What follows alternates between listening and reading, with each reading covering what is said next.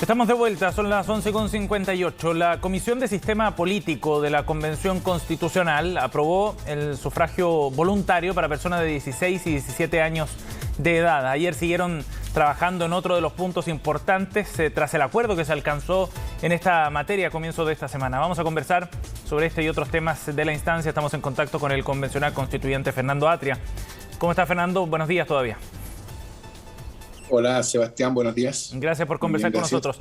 Fernando, bueno, sigue avanzando el trabajo de la Convención, en particular de sistema político. Ayer se abordaron algunos puntos también tras este acuerdo. ¿Usted cree, con los puntos que se están abordando, que va a tener el respaldo de los 2/3 en el Pleno este acuerdo transversal, como lo han definido? Bueno, efectivamente, este ha sido un largo trabajo, una larga conversación al interior de la Comisión, en que se ha ido construyendo una posición común. Entonces hemos tenido, por así decirlo, 3 momentos en que entendíamos que habíamos logrado esa posición. Hubo un primer acuerdo que después no se sostuvo, un segundo que se aprobó parcialmente cuando llegó al Pleno, pero que dejó cuestiones pendientes, y esas cuestiones pendientes ahora se han vuelto a conversar y se ha llegado de nuevo a una posición común que yo espero que reciba el apoyo mayoritario del Pleno. Pero eso lo vamos a saber a fines de semana. Sí, pero ¿usted cree que efectivamente se puede conseguir esos 2/3? ¿Cuál es el riesgo si es que no se alcanza, además, Fernando? No, yo creo que ahora tenemos un acuerdo suficientemente duro, por así decirlo, para que tenga el apoyo mayoritario de la Convención Constitucional. O sea, yo soy optimista en cuanto a que vamos a obtener los 2/3. Por supuesto, uno no puede hacer cálculos antes de tenerlos, ¿no? Está bien, habrá que esperar el día de la votación, que entiendo que va a ser el viernes, pero en principio, dadas las conversaciones que hemos tenido, yo espero que los tengamos. Ahora, si no se tuviera, por supuesto, sería una muy mala noticia para el proceso constituyente. Significaría que la nueva Constitución no va a contener un sistema político completo y que ese sistema político va a tener que ser completado por la Cámara de Diputados y el Senado como existen hoy día. Y eso, creo yo, significaría que el pueblo en el plebiscito no va a tener la oportunidad de tomar una decisión sobre el sistema político. Sí. Y yo creo que eso sería lamentable, y por eso, además de todo, además del acuerdo al cual hemos llegado, yo creo que eso va a pesar también en los colectivos al momento de votar, ¿no? Que un voto en contra es un voto para remover de la competencia de la Convención Constitucional la decisión sobre el sistema político y entregárselo a los poderes legislativos ordinarios que no están en su mejor momento de legitimación. Usted, Fernando, siempre ha puesto el énfasis en que es necesario ver esto como una articulación completa, ¿no? Y no por partes solamente. Pero acá estamos hablando entonces de parte del corazón, digamos, de esa transformación que propone la nueva Constitución. Al hablar de sistema político me refiero. Sí, en mi opinión, es la cuestión central. No es la más importante ni la única importante. No es central no es que central signifique la más importante o la única importante. Sí. Central significa la que es fundamental para que todas las otras operen, ¿no? Parte de lo que llevó a la crisis de la institucionalidad y la constitución política anterior fue que teníamos una forma política ineficaz, incapaz de actuar para que fueras vista como que era capaz de procesar las demandas sociales de transformación, las demandas de transformación que surgían de la sociedad. Y entonces nosotros nos acostumbramos, en el tiempo anterior al 2019, a que nosotros ciudadanos podíamos estar discutiendo y movilizándonos sobre pensiones, sobre salud, sobre educación, sobre reconocimiento de pueblos originarios, sobre refundación de carabineros, por todo el tiempo que quisiéramos, y que eso no tenía efecto, porque la institucionalidad no estaba en condiciones de enfrentar la tarea de tomar decisiones transformadoras de verdad. Yo creo que una de las cuestiones centrales de la nueva Constitución es una demanda de transformación que ha estado presente en la sociedad chilena por lo menos desde hace 15 años y que ha sido infructuosa, por lo que yo le decía, y por lo tanto esa demanda se va a manifestar de 2 maneras.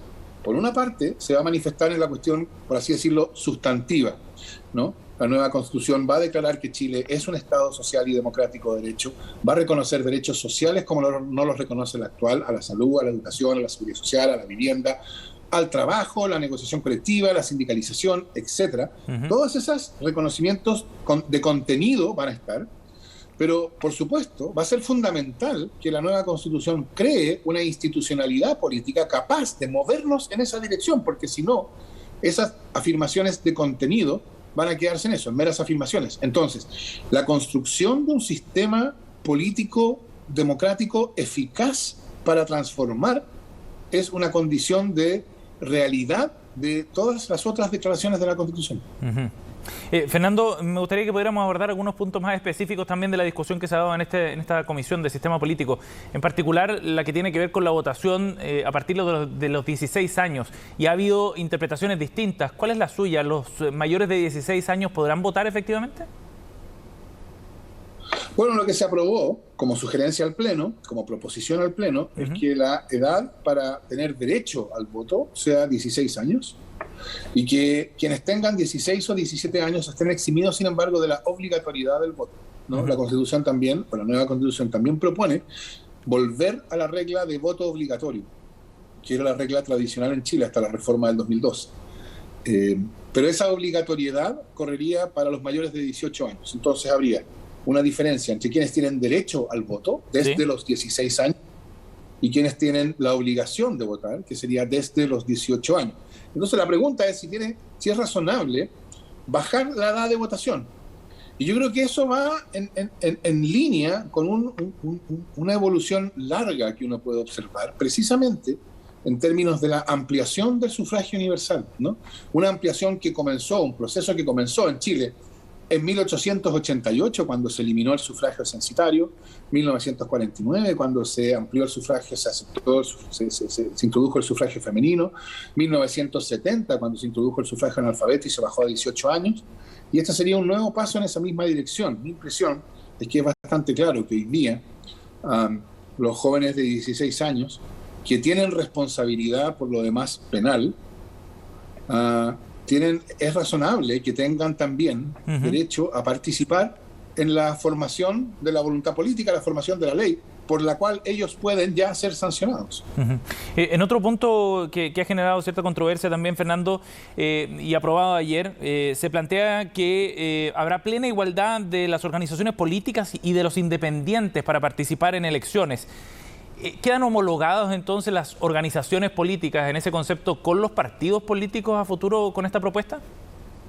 No, a ver, hay dos cosas distintas. Una es que tiene que haber la posibilidad de competir en condiciones de igualdad para las candidaturas independientes y las candidaturas de organizaciones políticas. Esa es una regla similar a la que existe hoy día. Hoy día existe una regla que dice que habrá igualdad de condiciones en la competencia electoral entre candidaturas independientes y partidos políticos. La nueva Constitución usa el lenguaje de organizaciones políticas para referirse de un modo más genérico a lo que importa, ¿no? Lo que importa es que la competencia electoral no se dé solamente entre individuos que se presentan individualmente, sino entre ideas o posicionamientos políticos que se organizan colectivamente para disputar. Y por eso la designación genérica para eso es organizaciones políticas. La Constitución no hace una distinción entre organizaciones y otros partidos. Pero, ¿no? Fernando, partidos, no. Lo que plantean algunos es que esto podría significar que organizaciones sociales, por ejemplo, que no tienen las mismas obligaciones que un partido político, pudieran efectivamente ser parte de este proceso. ¿Es así? Bueno, eso no está en la Constitución. Porque ha habido varias cosas, no está en la propuesta, en lo que se ha propuesto. Ha habido varias cuestiones que se han discutido. Por ejemplo, ha habido posiciones dentro de la Convención que quieren elevar a rango constitucional la posibilidad de candidaturas independientes de formar listas, como se pudo hacer para la Convención, pero como no se puede hacer para el régimen legislativo. Eso no está incluido como parte del acuerdo. Creemos que no sería una buena idea. Tampoco hay una diferenciación entre distintos tipos de organizaciones políticas. Y entonces la pregunta va a quedar para la discusión y regulación legislativa sobre cuáles son las condiciones generales que tienen que satisfacer todas las organizaciones políticas para participar en tanto tales del proceso político, de elecciones, etcétera. ¿Y eso no debilita a los partidos políticos, Fernando? precisamente lo que la propuesta que estamos haciendo no hace es diferenciar partidos políticos de otras organizaciones y especificar que esas otras organizaciones tendrán estándares más bajos de organización. Eso no tendría sentido, ¿no? Lo único que hay es una categoría, que es organización política, y esa organización tendrá que satisfacer, todas las organizaciones, en principio, tendrán que satisfacer las condiciones que fije la ley en cuanto a su organización, estructura, mantención, etcétera, ¿no? Entonces, más que introducir una diferencia entre partidos políticos y otras organizaciones, lo que la Constitución está haciendo es usar la designación genérica, organizaciones políticas, como una marca, creo yo. Si usted me pregunta por qué la Constitución, en vez de hablar de organizaciones políticas, ¿por qué no habla de partidos políticos? Claro. Y yo creo que eso debemos tomarlo como una demostración del daño que la política que se hundió el 19 de octubre causó a la idea de partido político. Hoy día esa idea es mirada con sospecha. Lo que la nueva Constitución o lo que la propuesta pretende es enfatizar que, a pesar de esa sospecha, la idea de que las posiciones políticas necesitan presentarse organizadamente ante elecciones, ¿no? Es una idea fundamental de la cual no se puede prescindir. Por eso, nosotros en particular nos opusimos a la idea de listas de independientes, que precisamente es la afirmación de que no se necesita una organización. Y queremos enfatizar que, a pesar de que hoy día los partidos políticos son mirados con sospecha, en algún sentido ellos son fundamentales. Son fundamentales, ¿por qué? Porque es fundamental que en la competencia democrática las ideas políticas se adquieran organizaciones que sean responsables, que asuman responsabilidad de los ciudadanos, que tengan programas por referencia a los cuales los ciudadanos les pueden cobrar después las cuentas. Y todo eso, entonces, se vincula, claro, en las condiciones de la política actual. Bien. Es decir, únicamente a el nombre partido político es un problema por el desprestigio que han sufrido esas organizaciones, pero no se quita la idea, y esto es fundamental, se mantiene la idea de que para la política democrática es fundamental que las posiciones políticas se organicen colectivamente para presentarse ante los ciudadanos. De acuerdo. Veremos qué es lo que dice luego el Pleno sobre estas propuestas. Fernando, me gustaría pasar a otro tema que es más genérico y que tiene que ver con la percepción ciudadana respecto al trabajo de la convención. Han sido varias encuestas que han mostrado resultados donde el rechazo empieza a tomar cierta fuerza, donde la percepción de la ciudadanía sobre el trabajo de la convención también va debilitándose. Y hoy día, Pulso Ciudadano, para tomar los números más frescos, plantea que hay un 40% que ya tendría decidido rechazar la propuesta de nueva Constitución frente a un 29% del apruebo, y la confianza en la convención en esta medición también cae y llega a un 55,2% que dice que hay nada o poca confianza. Mi pregunta es bien específica. ¿Cuánto cree usted que estos números, los que están mostrando estas encuestas, pueden incidir en el último tramo de trabajo de la convención? Bueno, yo siempre he pensado que es fundamental que la convención funcione a sabiendas de que el éxito del proceso constituyente no está garantizado. De hecho, puede sonar irónico, pero yo creo que una de las condiciones del éxito del proceso constituyente es que la Convención Constitucional funcione consciente de que el éxito no está garantizado. Yo creo que en algún momento, sobre todo al principio, hubo una cierta sensación de que la magnitud del 80% del plebiscito inicial implicaba que el éxito del proceso constituyente estaba asegurado. Y yo creo que lo que ha ido pasando en las últimas semanas se ha ido haciendo claro que no está garantizado. Yo no soy pesimista respecto del resultado, pero sí creo que está transmitiéndose, o sea, está haciéndose clara la idea de que el éxito no está garantizado. Y como le digo, que veamos que el éxito no está garantizado es una condición para que tenga éxito el proceso. Yo creo que en la medida en que el foco de la atención pública esté más en lo que en el contenido de la nueva Constitución, más que en distintas cuestiones que durante el proceso constituyente se han ido discutiendo, esa percepción que usted indica va a ir cambiando. Porque es natural que, como parte de un proceso constituyente que se produce además después de una crisis como la que se ocurrió en Chile, bueno, en ese proceso aparecen todo tipo de ideas, de cualquier naturaleza, ¿no? O sea, hemos escuchado reiteradamente ideas que son simplemente, como muchas indicaciones que presenta la derecha, la reiteración para la nueva Constitución del texto de la Constitución actual. O sea, ellos han presentado prácticamente toda la Constitución en la forma de indicaciones, por un lado. Y por otro lado, hemos escuchado ideas como la inmediata disolución de todos los poderes estatales. Sí. ¿Es raro eso? ¿Eso debería uno sorprenderlo, que en un proceso constituyente surgieran ideas en un abanico tan grande y hasta cierto punto tan implausibles?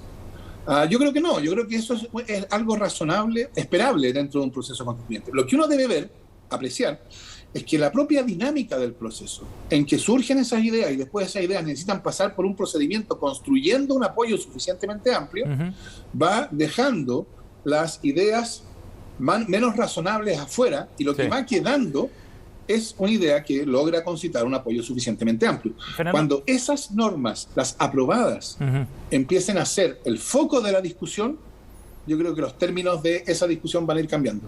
Pero en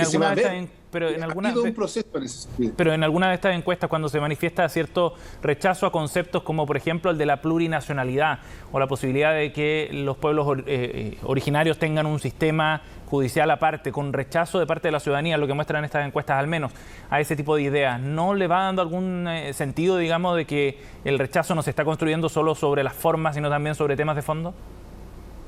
Es que yo creo que ahí hay ciertas cuestiones que se van a ir haciendo más conocidas. Por ejemplo,